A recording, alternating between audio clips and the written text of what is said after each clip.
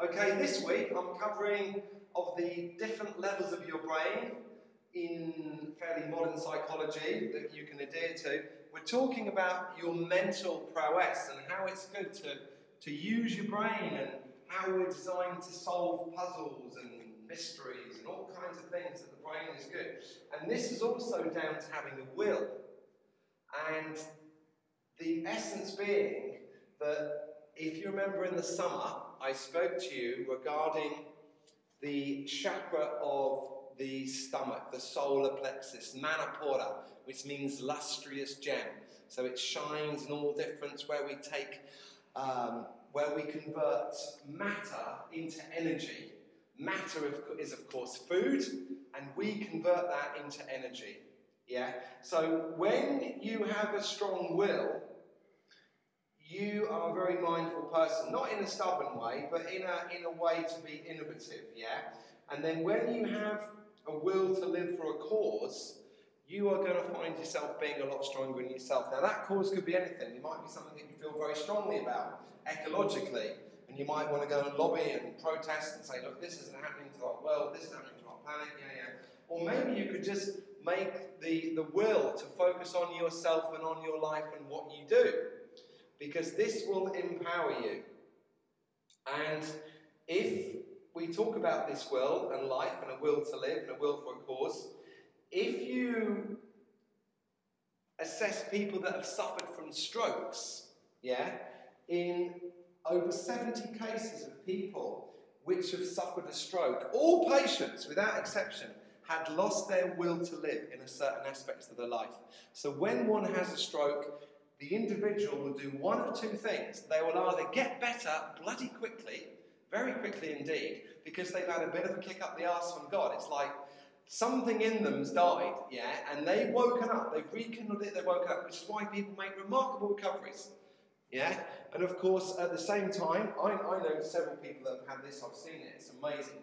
And yet at the same time, if that person still hasn't got their will to live, they will fade quite quickly. And that is that person's destiny, by the way. That is entirely down to them. Yeah? So if you've got a strong will, you're likely to live longer. So if you implement that into setting goals in your life and setting things that you can achieve in your life, it makes things much, much more doable.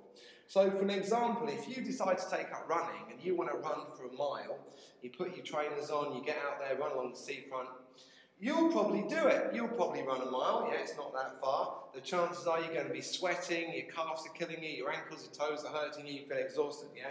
Now, if you were to set that bar higher, if you were to set yourself to run for 10 miles, yeah, even if you might not make it, yeah, even if you've got to quit after 5 or 4, yeah, the chances are, because you set the bar higher, when you've done your first mile, you wouldn't have even broken a sweat. You're not even warmed up. Why? Because mentally, you've decided to do a little bit more. And it's the same for your life. It's the same for how long you live on this life, on this planet, yeah?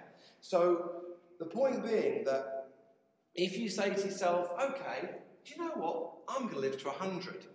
It is very doable in this day and age. Very doable. Yoga, diet, philosophy, your heart, God, very doable. But if you think that you're not going to make it to 70, yeah, you'll probably start teetering out around 65, yeah, because you haven't set the will to live. And this ties in with your essence of your job and your work. And don't retire. Again, statistically, people that retire, they give up. They give up pretty quickly in life. They don't live as long. However, if you retire from your job, get into something else that is also very interesting to you, something significant. My stepfather, he's one of these people that never missed a day's work, never late at work. Something like 40 years he worked for Western Aerospace down in the south coast. And he was never late, he was always there on time. And when he finished working, when he retired, he got his gold clock.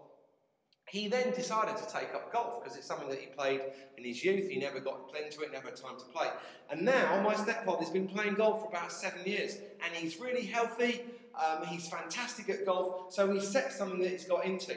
So don't retire, or if you do, find something that you love and keep working. Always keep working, never stop.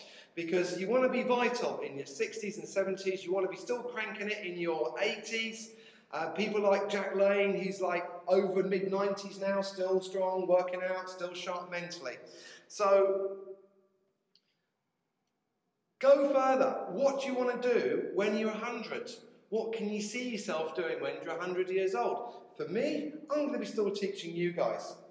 So live an inspired life. Set your bar high, plan for the future, and it's much more likely to happen. Because if you don't have the will to live, you have the will to die.